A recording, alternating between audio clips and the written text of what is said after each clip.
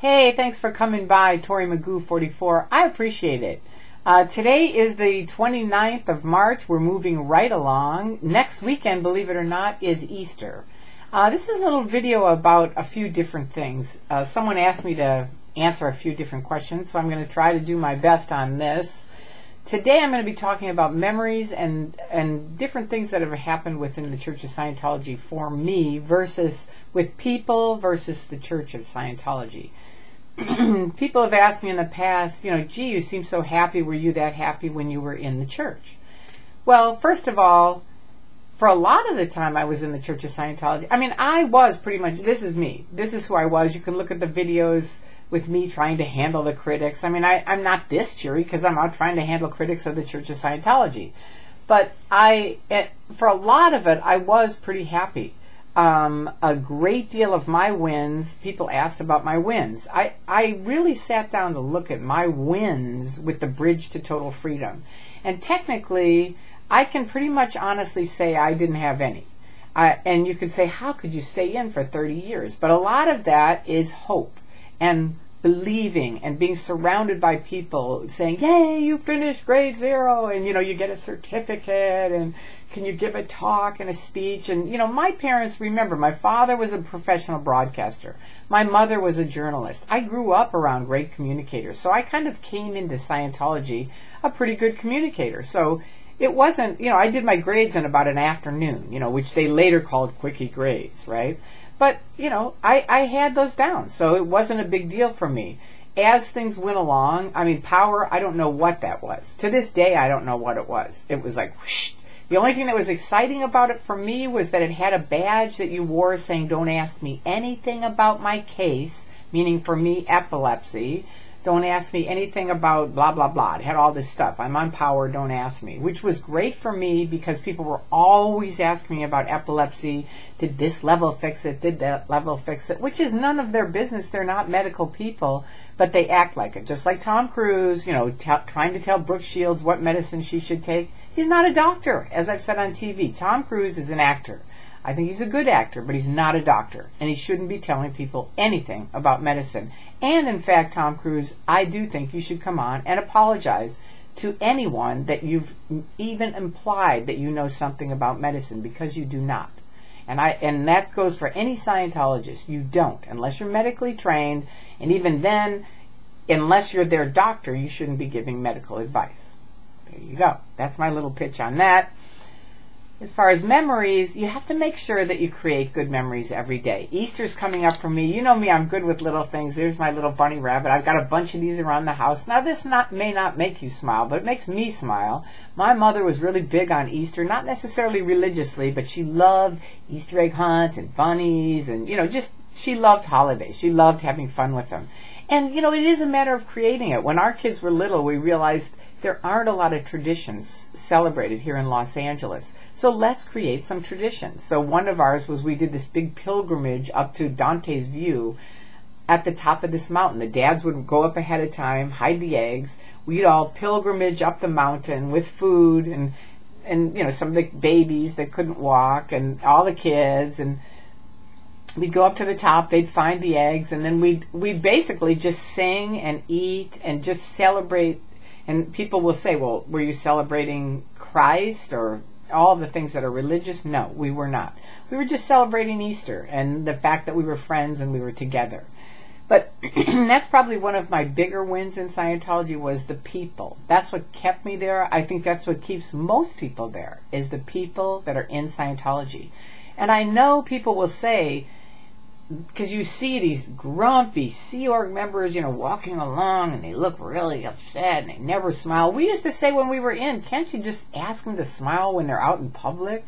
Because it's just so weird the way they're just so stern and grumpy. And I have no idea if they're that way in. They used to not be that way. They used to have a lot more fun in the old days. But now they're very, very serious and very, very grumpy. But the public are not, just so you know. So you're often around more people that are having fun. Everything seems like it. They're always trying to keep it really upbeat. So you think, wow, we're having a great time. And look at those critics, how grumpy they are. So that's why I always say have music, play music, dance, because all those things, That's what they got into Scientology for. We used to have the phrase, if it isn't fun, it isn't Scientology. They can't say that anymore because they don't have much fun anymore. But the critics do, and Anonymous definitely does with all their kick-ass stuff. So do that kind of stuff because that helps them wake up. You know, music can get under walls. Nothing, you can talk all day long and they won't hear it. They'll put their plexiglass down, but music can seep right underneath it. Celine Dion was one of the first people that helped me wake up. I was on OT7 and I heard her in French singing to her mother.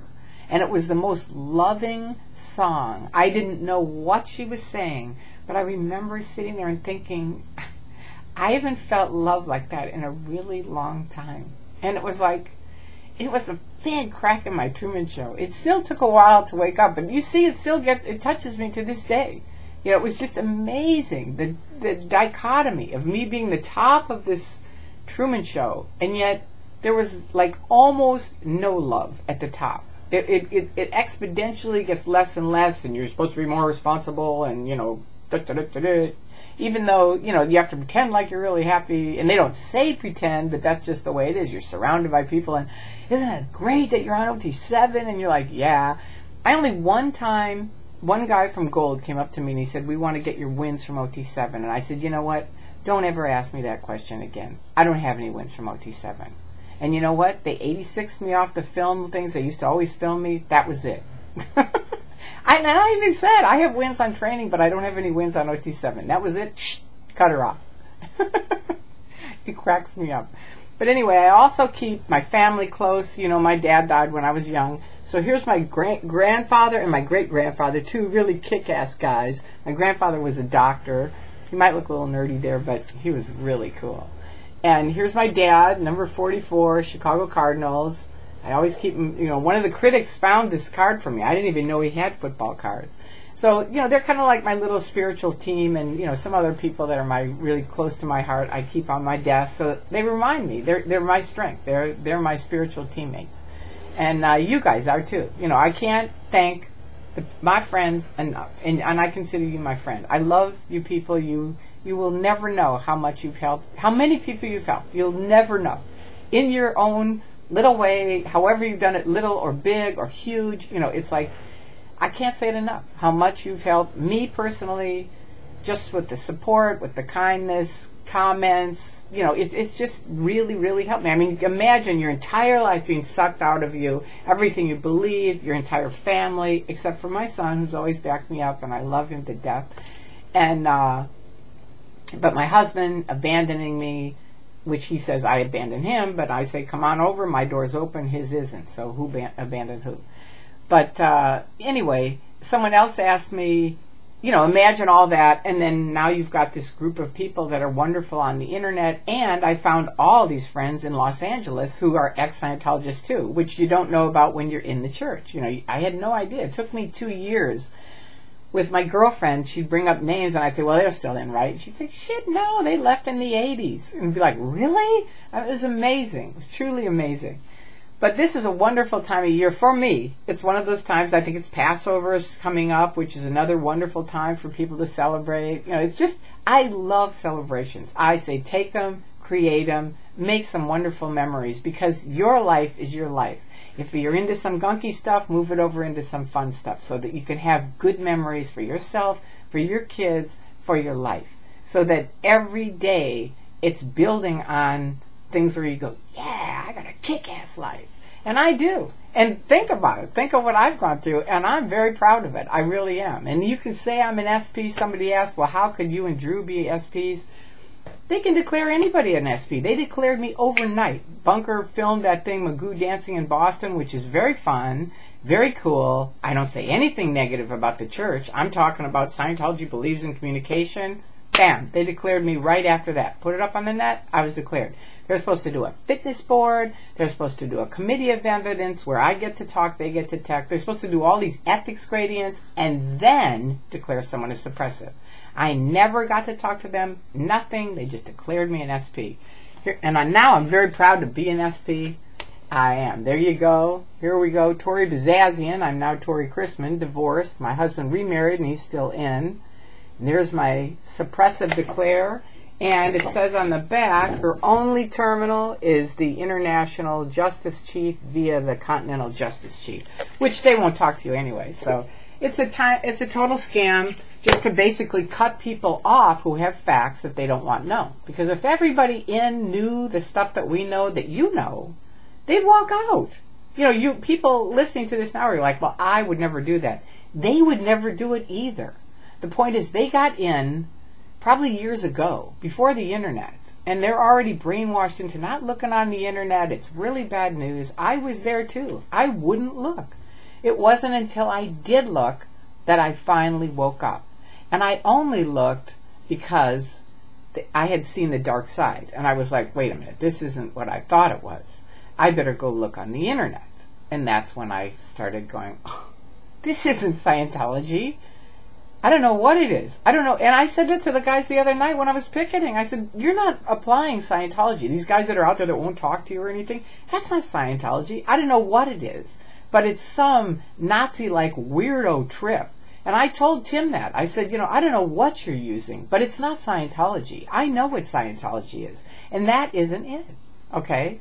And I'm not a free zoner. I'm not against the tech as far as people can use it all they want. For me, no. I'm done with it. I got up to the top. That's it. I'm done. But I can say I know things that are Scientology and aren't, and that stuff where those guys come out like Nazis and won't talk to anybody is not Scientology. That's it. And it's a creepy memory. And Tim, you know it. It couldn't possibly. You never see those guys smile and laugh, do you? Or if they do the Tom Cruise. Yeah. Ain't gonna fly back. So anyway, here you go. Here's one of my many bunnies that I have around. My pictures of my family, just some of them. I have a ton of stuff. So I recommend you have things around your house that remind you of wonderful things and then create more memories on top of that. And this is one. I hope you have a wonderful week, and I will talk to you soon. Peace out. Here's my little buddy, one of them. You take care.